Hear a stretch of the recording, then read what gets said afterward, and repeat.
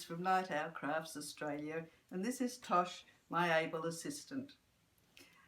A few weeks ago, Helen, my friend, asked for my assistance in designing some finger puppets for use at a preschool children's song and activity group. Knowing that I was interested in paper crafts, Helen approached me, and so what we came up with was 5 finger puppets, which we'll show you at the end, and I will show you the process we went through to make.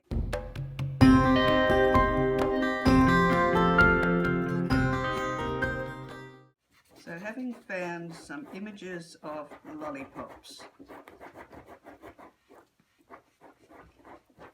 I punched them out and glued them onto the back of some, or rather glued them onto black cardstock to help make them a little bit more rigid. I've just used Zig changing glue, which it's blue when it goes on and dries clear. However, mine went on clear, so I hope that it's still going to work. I'm then using Stampin' Up circle punch, 1 3/4 inches for this demonstration purpose, although for making the finger puppets we did use a smaller size. On the back of the Stampin' Up punches, they have a locking device which makes it good for storage and transport. To open it up, you just press the locking device down and it pops open. Then to punch out whatever you're wanting to punch out, hold it upside down so you can see the picture. And this one, I'll put it round this way. You centre it where you want it and then just punch it out.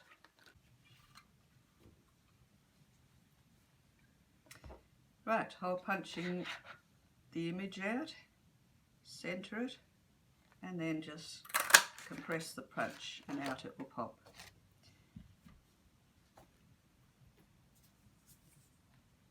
Now we'll attach a stick to the back of them with a bit of tape. I'm just using washi tape as it's easily removable without damaging the cardstock.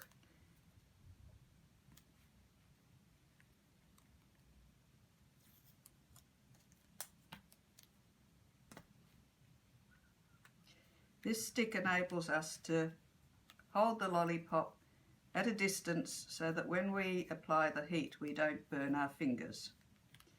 The next step we need is to use an embossing fluid, and in this case I'm using Versamark watermark stamp pad. This is a clear fluid which acts as a glue. So we just dip or press the lollipop into the pad, getting a good coating of the embossing liquid onto the top of it. Oops.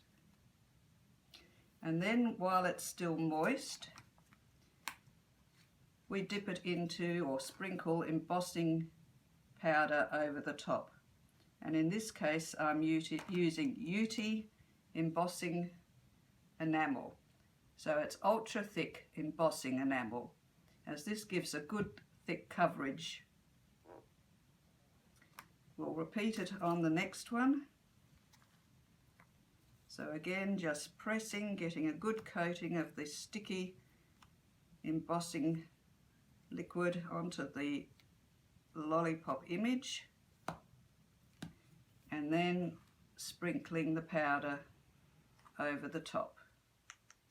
Tap off any excess and then you're ready to heat it. Using a heat gun, and there's many on the market, you heat up the embossing powder and it will gradually melt and become a smooth surface. I just use the low setting and turn the heat gun on Wait for a second or two for it to warm up, and then just apply the heat to the powder, and it will gradually start to melt and become a liquid on the top.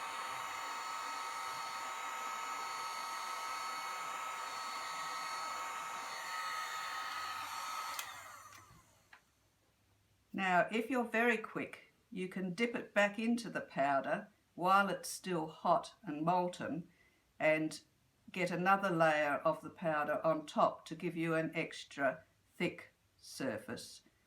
If you're not so quick, you can just stick it back into the embossing liquid or pad and apply more of the sticky embossing fluid onto the top.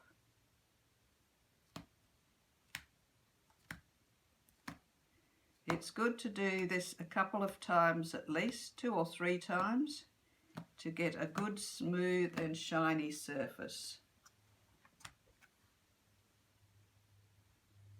Again, tapping off the excess.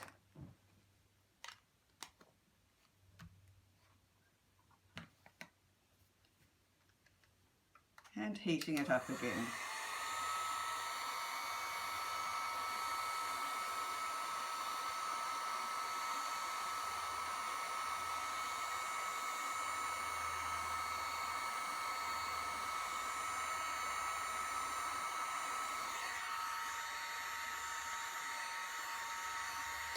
You do not want to touch it while it is still liquid, as it becomes very hot and it will stick to your fingers and give you a nasty burn. We'll do the second one. As soon as the powder dissolves, stop heating it, because if you continue to heat it and blow it, you will actually blow the liquid off the surface, and that's not what you want to achieve. If you touch it once it's cooled and not fully hardened, you will leave fingerprints on it. If you accidentally do this, just reheat the surface again and the fingerprints will disappear. So just avoid touching them while they're fairly warm.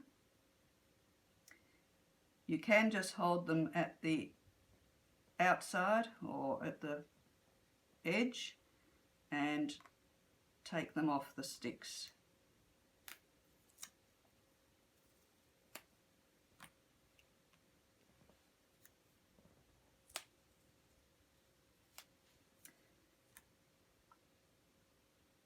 What I then did was glue them back to back.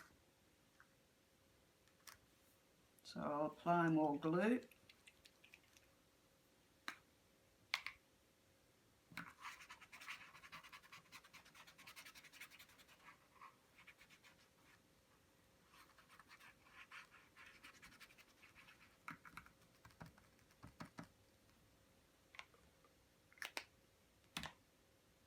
Picking it up at the edge and just putting it down over the other one.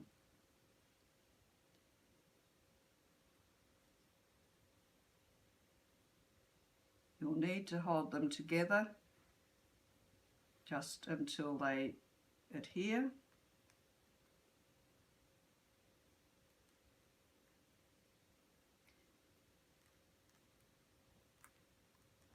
At any stage you can add more of the embossing powder.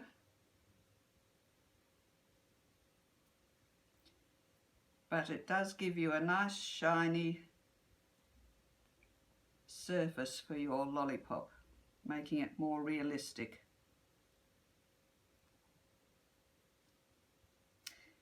Having done this, we then attached a stick to the back of the disc.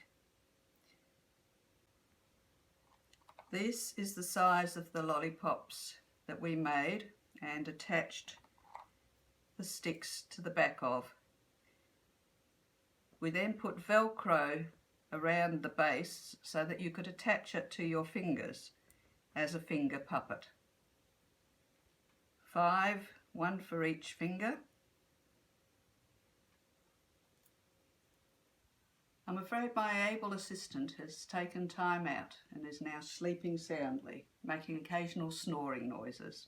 Other ways to achieve a glossy effect on anything that you've punched out is to use a liquid that you can apply.